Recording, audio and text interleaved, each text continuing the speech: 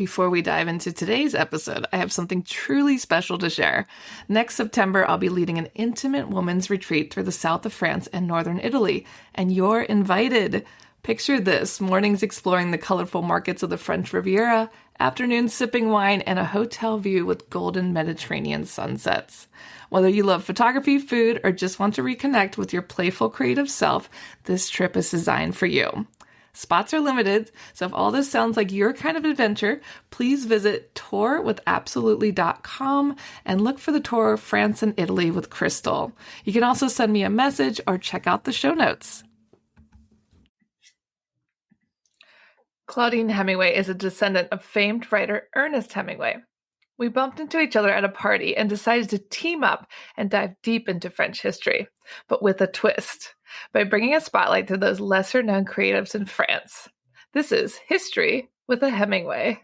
Welcome back, guys. We are back with the next part of the Anne of Austria apartments. We are talking about the summer apartments now, and I'm going to let Claudine take it from here. Yeah, so these are the rooms that are a part of the Louvre that sadly have now closed and will be closed for a few years.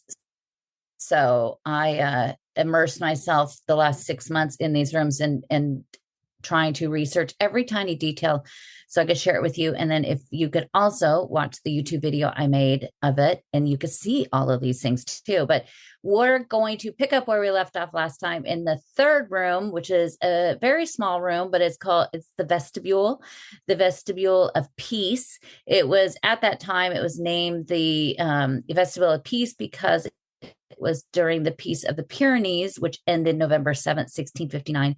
And it involved Spain and also Cardinal Mazarin kind of brokering a whole deal. On June 9th, 1660, the marriage of Louis XIV to the Infanta Marie-Thérèse also helped kind of cap that. There was we'll talk about a marriage of the king with a young child of Spain a few times in this little series. But when you look up to the ceiling, if you didn't listen to last week's episode, these rooms are amazing, and each one of them has paintings and has gold gilding and stucco sculptures, and most all of it was done by Francesco Romanelli, who was an Italian painter, and Michael Anguille, and he did all the sculpture work on it. The ceiling in the center is the allegories of the Peace of Pyrenees and the fruits of war. In the center, it has Mars, Minerva, and Mercury, and Minerva holds a shield of France, and while three little genies above hold a crown. The fleur-de-lis used to be in the painting, but those were all removed during the Revolution, and we'll tell you some more about that in a bit. But it is she used to be holding a lily, like an actual lily plant, but that was considered to be too close to the king, so they had that removed. On the south side of the ceiling is peace, and the allegory for peace, and she's setting fire to a pile of weapons, which I'm not quite sure how setting fire to a stack of metal is going to I think it's more symbolic, but she is holding an olive branch as well. Next to her are prisoners with the Latin inscription of peace on her shield. And then again, though you have the fleur-de-lis on here, there was quite a few fleur-de-lis. Some of them actually have returned, but not all of them. And then on the north side, you have the goddess of agriculture, who encourages the work of the countryside and of abundance. And then it also has Neptune, which he evokes the maritime trade. And you could see also a little bit of that painting up in the Galerie des Palais and the tapestry of Romanelli in the background. On either side of the paintings, what I really love about this one as well is these stuccos representing the great rivers of France by Anguille. You have the Loire on the north side, and the Garonne. The Loire is holding an urn. He's sitting on an urn with an oar in his hand with grapevines, because it's, the Loire is wine country. And the Garonne is a younger figure, and he is also of the Rhone area with grapes and pears. On the southwest side, you should be able to recognize one specifically because the one on the southwest side is representing the Seine, because that allegory is holding a ship. And apples represent Normandy, since the Seine goes all the way through there. And on the southeast side, you have the Rhone lion, and there's a lion there to represent Lyon. See how all those things work out? I just love all the symbolism. We need to bring back more symbolism. I Everything's know. so simplified now. I know everything. And it's really, that is the thing about during doing all the research on these rooms I did, because there was nothing. There's no book, there's nothing.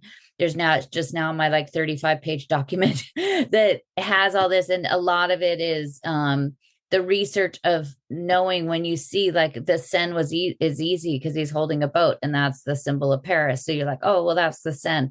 And then the lion, of course, a lot of times you see that used for Lyon. So once you kind of figure out the symbolism and different things, you could kind of see how it gets carried through. So it's kind of fun. It's like unfolding a little puzzle. Exactly. And then when you're looking at this stuff in the museums, you can appreciate it more. Yeah, I had one time, I had a friend of mine was here from back in Portland, and he brought his daughter, and they were going into the Louvre. And I was like, hey, I'll go with you and just, show you around and stuff. And we were walking around, and his daughter was looked up at the ceiling of a different part. And she goes, oh, that's Floor. And I was like, she goes, the goddess of summer. And I was like, how did you know that? And she's like, oh, because the Percy Jackson, I think, is the book. But she would recognize, because this is a book that is a big thing with kids. I don't know when this was, because she's like 16 now. But she knew these things from the book, of them talking about these different mythological and allegorical, and talking about what they were holding. And she could look up on the ceiling and spot and figure out who some of the people were. That's really cool just from watching. It's all connected. It is. And I really, at that point, did have some hope again for future generations. Like, they're learning. They could do it. In this room, another thing that is really amazing, and most people would just walk right past these. They wouldn't really pay any attention to it.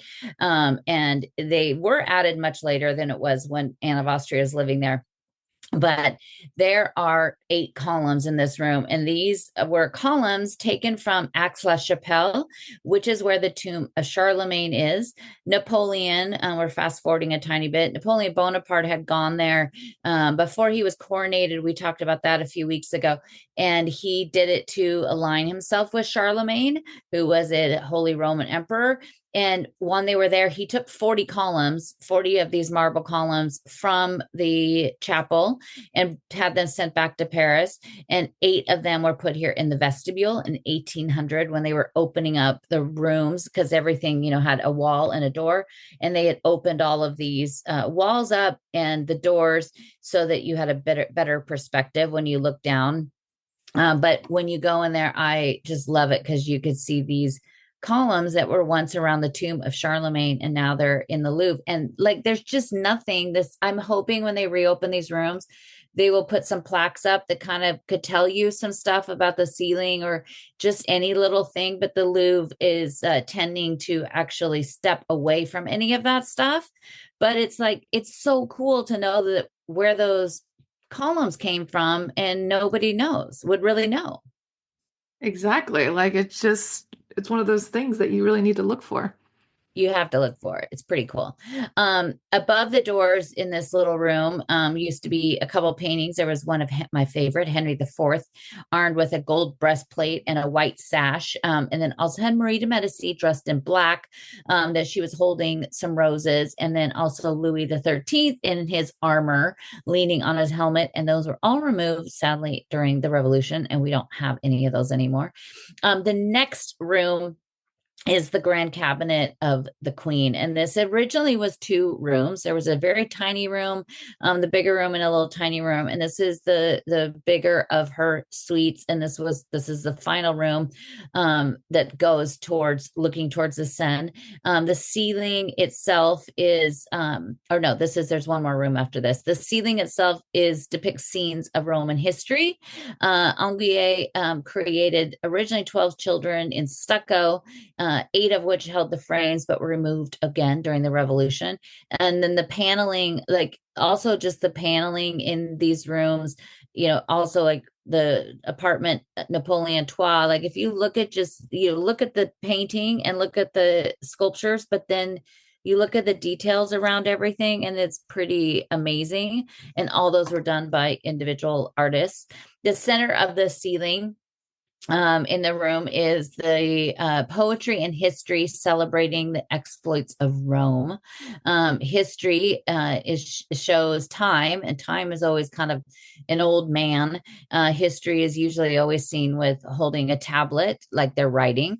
The genius of immortality and fame publishes the triumphs of Rome and is crowned by the genius of glory.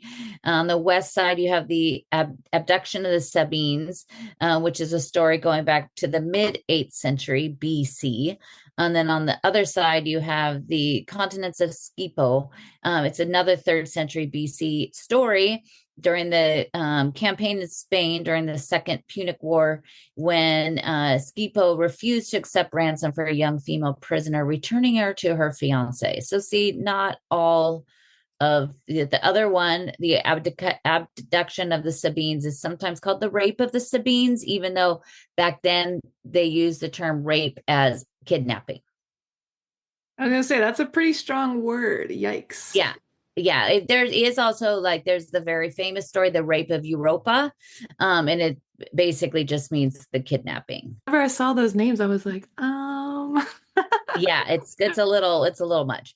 On the north side, the Senate deputies come to Cincinnatus, who had retired to his farm and wanted him to return to power. So the 2 representatives of the Senate come to him, to Cincinnatus, and then ask him to please return. On the south side, Mucius Scaviola, above the cornice, puts his hand in the fire before the king of the Etruscans. In the 6th century BC, he had snuck into a camp to kill the Porcina, the king of the Etruscans. 2 men were dressed the same, and he chose the wrong one and killed the scribe. He was captured and declared that he was a Roman man and not afraid of anything, and he put his hand in the fire and wasn't burned. what a man. I know there's a lot of macho-ness going on in that one. But the sculptures and the stuccos around it also represent Roman history with young women and warriors. You also have, again, some more of the medallions in this room too, that look kind of bronze or like wood. On the north side, you have the northwest innocence of the Vestal Tuccia is recognized. In the northeast, the devotion of Curtis throwing himself into Chasa for the salvation of the Romans.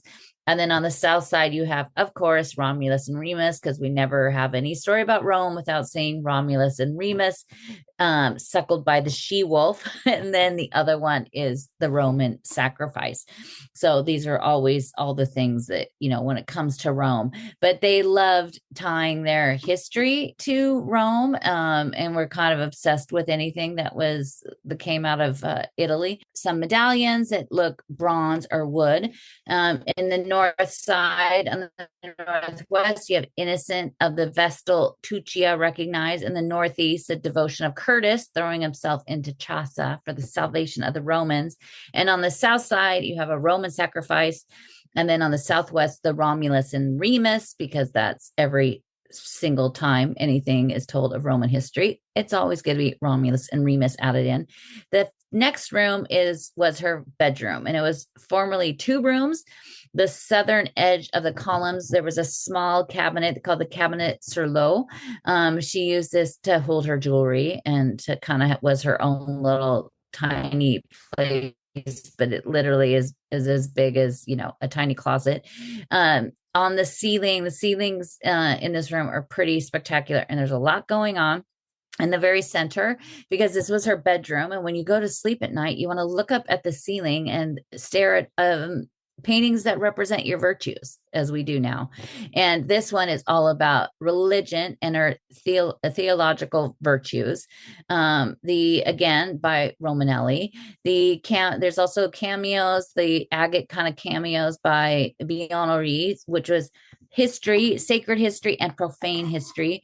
The ones. He also did the ones that were in the Napoleon apartments that we talked about before.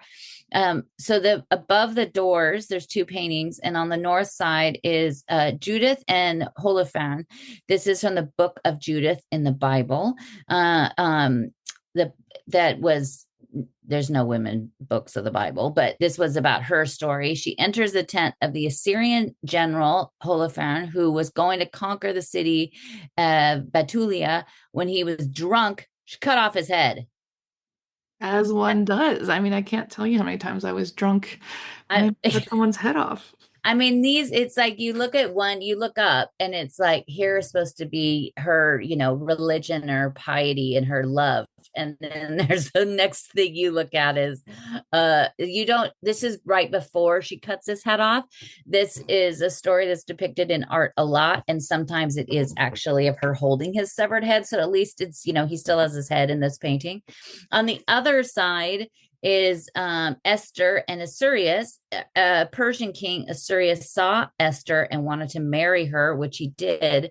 The Jewish Esther and her cousin Mordecai heard of the attempt of annihilation of the Jews and begged the king to stop that from happening, which he did.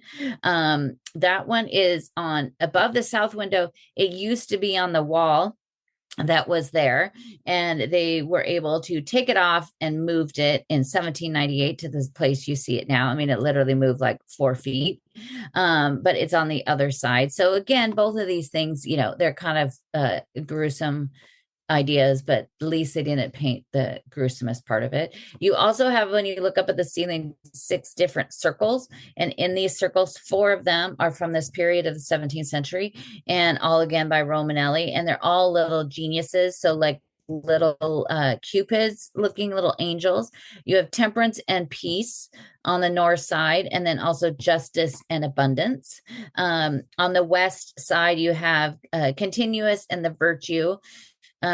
Continuous is frightened by love, defended by virtue, with a lily in her hand. The emblem comes to aid and chases the love out.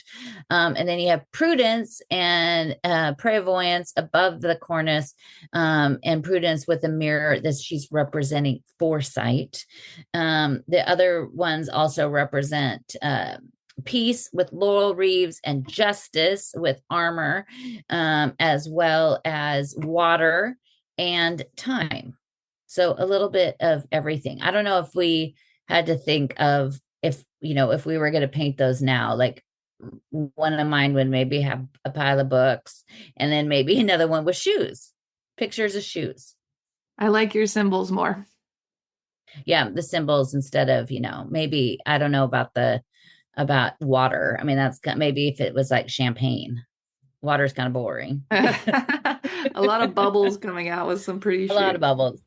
The stuccos by Onguier again were done in 1655, and the figures on the east and west I'll also have holding up in their hands. You have magnificence that holds in her hand the plan of the Val de Grace Church. This is on the northwest side, and the Val de Grace Church is the one that Anne of Austria had built.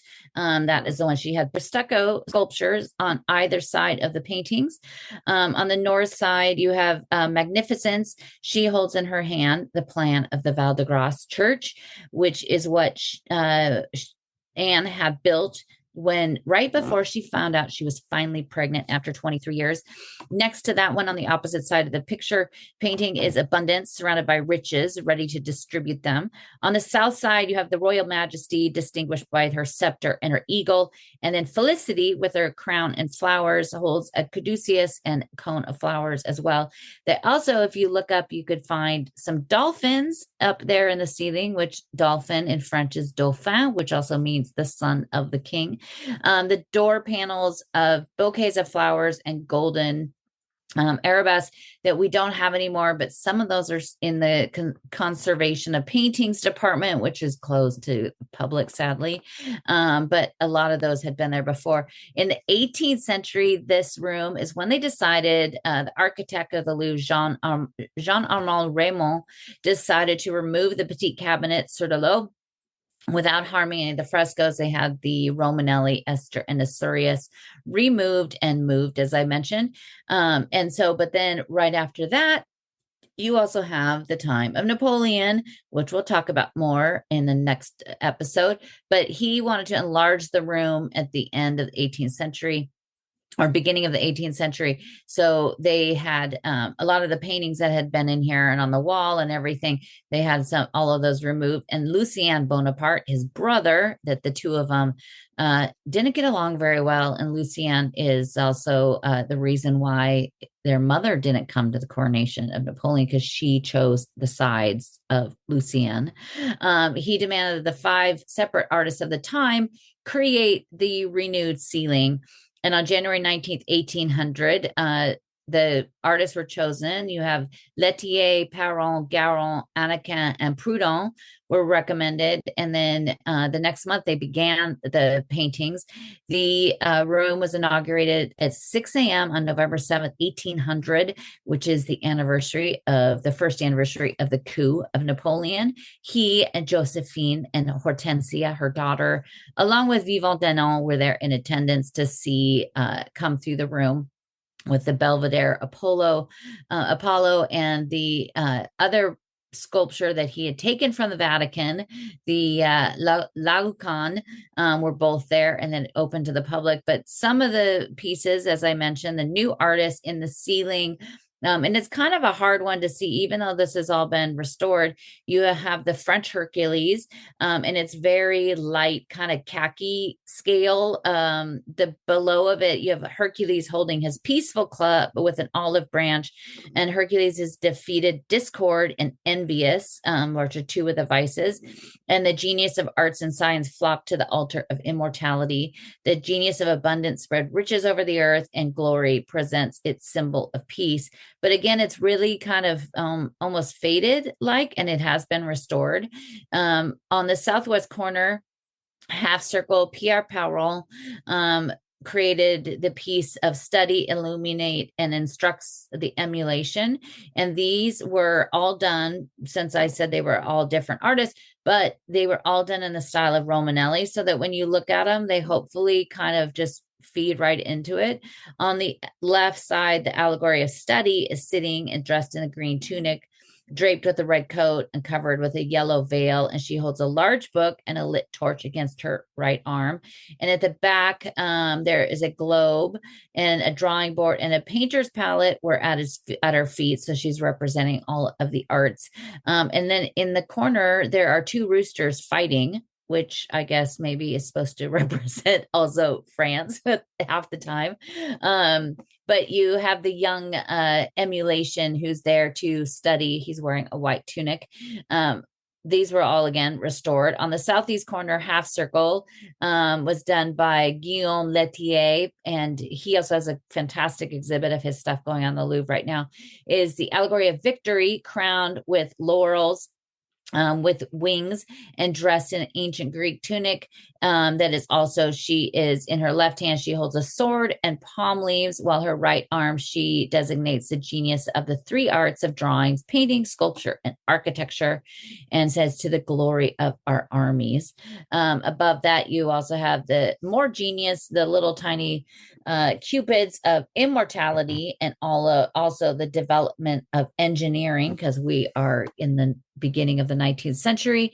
But all of these were done. Claude Dejoux also did all of the pendants in the style of Michael Anguillet. But I love this room, and I'm just so sad that it's going to now be closed for the next 4 years. But you could go and watch my YouTube video and see all of it, or see pictures on my website too. But then don't wait 4 years till you could go back in. Yeah, don't wait 4 years. That's too long. Too long. Too long to wait. Well, guys, make sure you tune in next week as we continue our journey, and check out ClaudineHemingway.com. Thanks for listening today, guys. If you're interested in learning more about Claudine, her tours, history, and the beautiful photographs that she posts all over Instagram, tune into her website, ClaudineHemingway.com.